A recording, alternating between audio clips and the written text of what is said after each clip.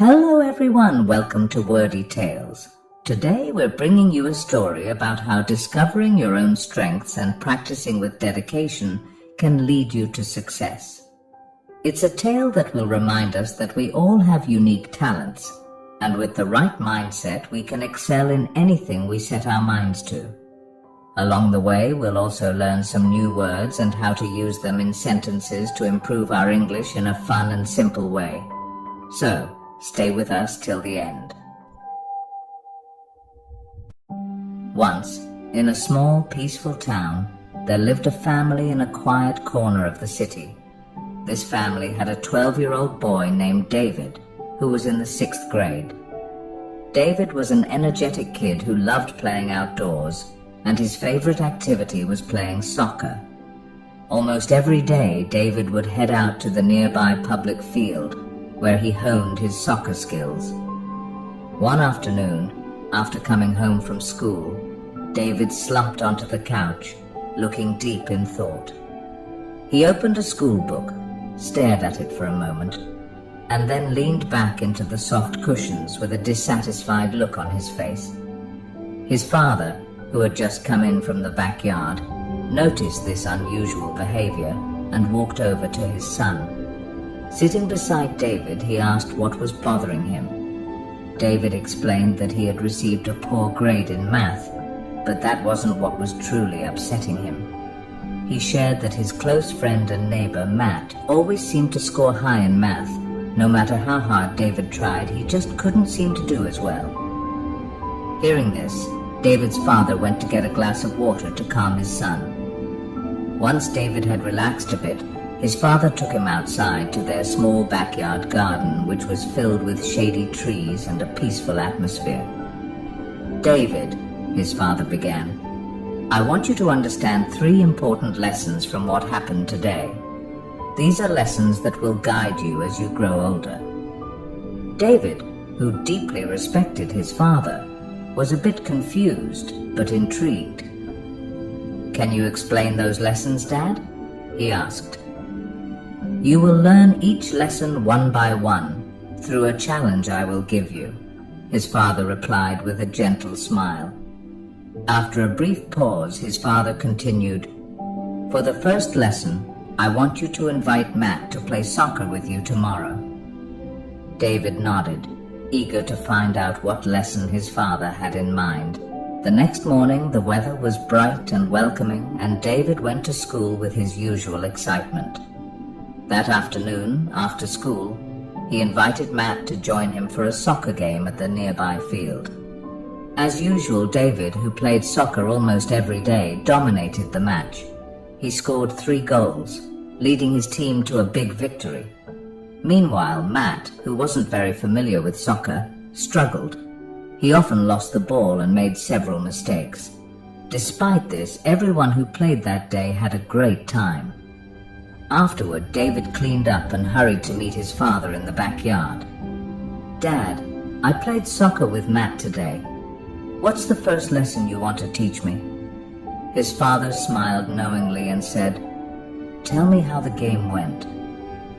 David described everything, from his 3 goals to how Matt wasn't very good at soccer. His father nodded and said, "Look at this, David. Matt may not be good at soccer, but he's great at math. Just like how you might struggle with math but excel at soccer. We're all different, and that's okay. We each have our own strengths and passions." David felt a wave of understanding wash over him. He realized that people are different and don't have to be the same. But, curious as always, he immediately asked about the second lesson. "For the second lesson," his father said, "I want you to pay close attention to Matt tomorrow at school. Keep track of how often you see him counting or working with numbers." The following day, David eagerly went to school, excited to complete his father's challenge. Throughout the day, he quietly observed Matt, noticing how often he was engaged in math-related tasks. After school, David passed the time playing soccer again until his father returned home. That evening, David approached his father and reported his findings. "Dad, Matt was counting a lot today. He was working on math problems, solving puzzles, even calculating things like change during recess, and he even counted the petals on a flower." His father smiled warmly and said, "That's the second lesson, David. Matt is good at math because he enjoys it and practices it often. If you want to get better at something, you have to keep practicing, just like you do with soccer. It doesn't always have to be difficult. You can start with simple things like counting petals on a flower." David smiled, realizing that he could improve in anything as long as he practiced consistently, just like he had with soccer. Without waiting, David eagerly asked about the third and final lesson. His father thought for a moment and said, "For the last lesson, I want you to think about how much better Matt is at math compared to you." David paused for a second, then hesitantly replied, "I think Matt is about 3 times better at math than I am." "All right," his father said.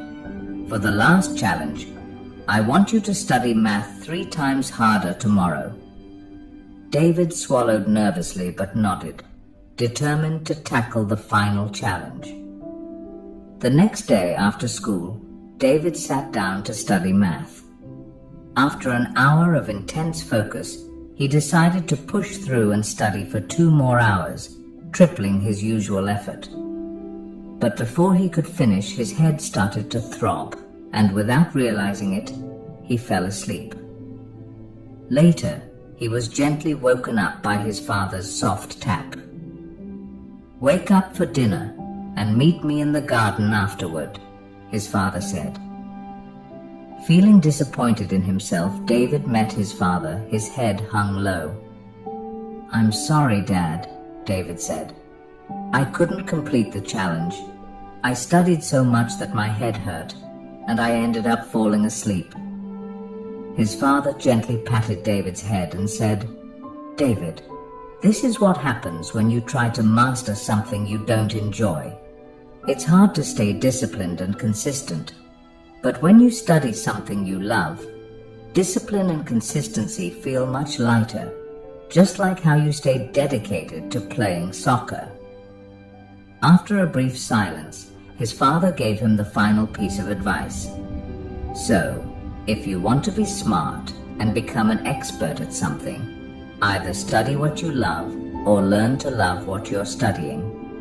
David, filled with admiration for his father's wisdom, promised to carry these 3 important lessons with him for the rest of his life.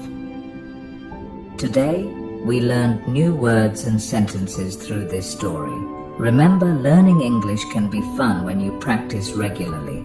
So keep listening, learning, and growing. Make sure to like, comment, and share how this story helped you improve your English. Thank you for watching, and I'll see you in the next story where we'll continue learning together.